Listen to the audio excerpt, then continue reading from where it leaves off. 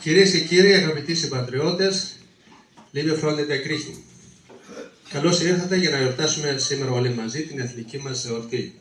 Την αναγέννηση του ελληνικού έθνους. Την επέτειο της Ελληνικής Επανάστασης της 25ης Μαρτίου 1821.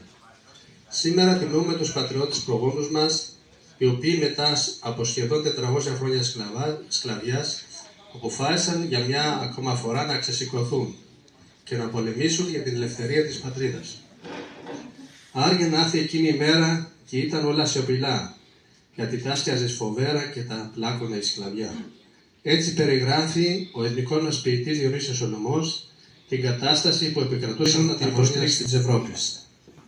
Ότι πρέπει τέλος να οργανωθούν και ενωμένοι να πολεμήσουν για να πετύχουν αυτό που λέγεται ελευθερία και ανεξαρτησία.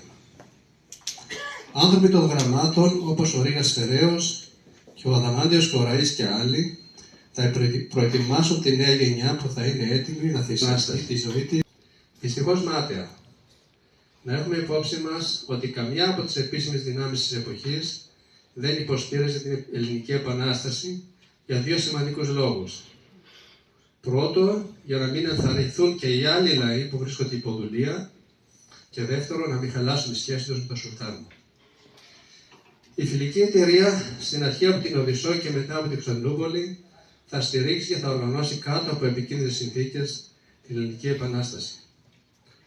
Άνθρωποι του πολέμου, όπως ο Θεόδωρος Κολοκοτρώνης, ο Γιώργος Καραϊσκάκης ο Νικηταράς, ο Παπαφλέσσας, η Μπουμπουλίνα, ο Οδυσσέας Ανδρούτσος και πολλοί άλλοι θα δοθούν σε ένα άνισο, αβέβαιο και αιματηρό αγώνα. Οι κυφόροι θα τρέξουν τελικά να βοηθήσουν.